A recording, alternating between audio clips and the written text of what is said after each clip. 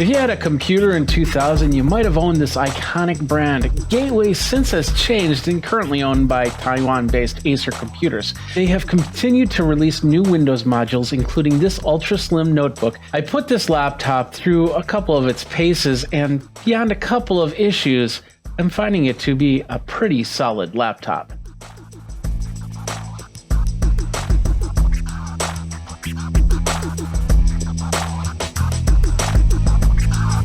Thanks for watching this review. Go ahead, like, subscribe, and hit that comment bell for notification when the next video comes out. Here are the specs of the GWT-N1414BK, otherwise known as the Gateway Ultra Slim.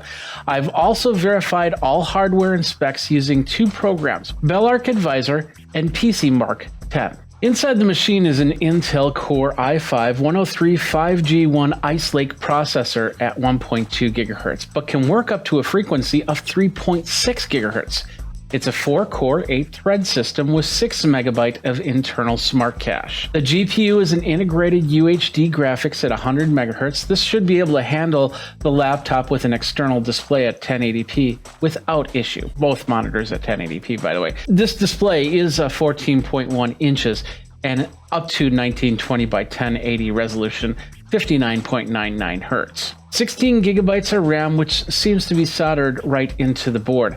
An M2 256 gigabyte SSD hard drive from a company called 4C, which is a product of Longsys with smart technology, and an empty M2 slot, which is behind a door on the bottom side of the machine, so you can update this with more storage at any time. Ports include an external HDMI 3.5mm headphone jack, two USB-A 3.0, and one USB-C, which is transfer only. It's not for charging. American Megatron's BIOS backend, and man, that display has not changed since the 90s. Bluetooth 5.1 and Wi-Fi 802.11 AC. The Ultra Slim model also has Realtek audio, but is also supporting THX sound. This is perfect for if you have a THX headset or 7.1 surround speakers. In initial tests, I found it to be perfect for late night movie watching or some simple game playing. With the right headset, the right speaker system, you can hear things moving around. This ultra thin laptop does have onboard security as well. The BIOS can be locked down, and you can log into the machine with the simple finger swipe through the fingerprint reader, which is right on the top part of the touchpad. There's a 1 megapixel camera on this machine.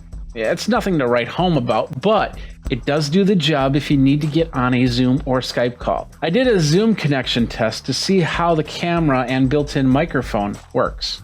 This is what they're going to see in here if they call you on Zoom or Skype. I'd love to find out if you're going to be using this for Zoom or Skype calls.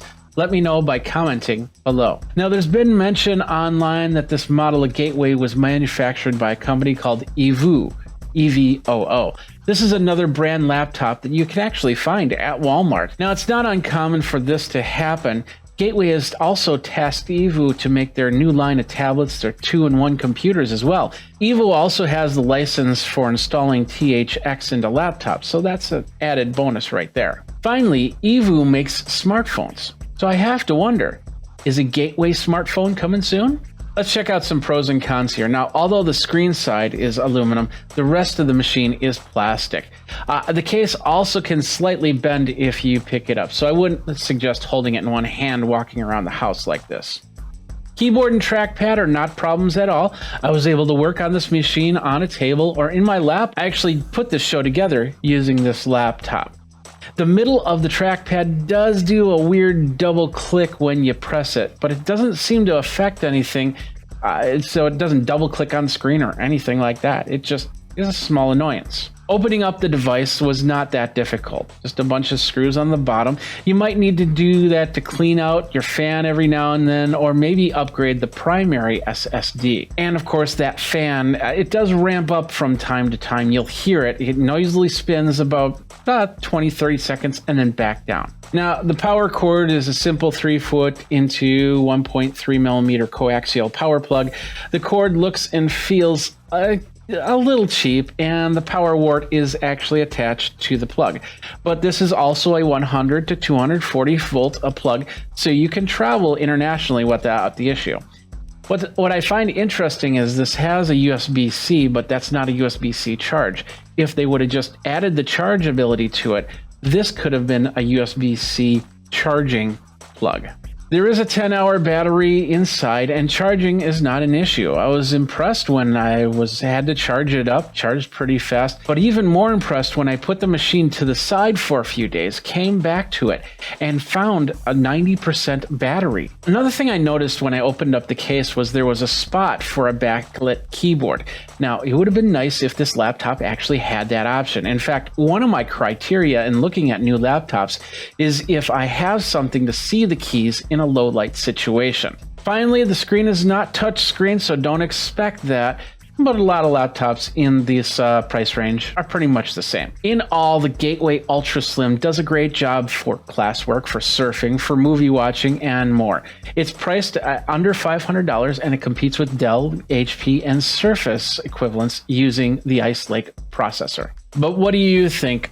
Are you looking for a computer for any type of classwork, any type of extra work, or anything like that?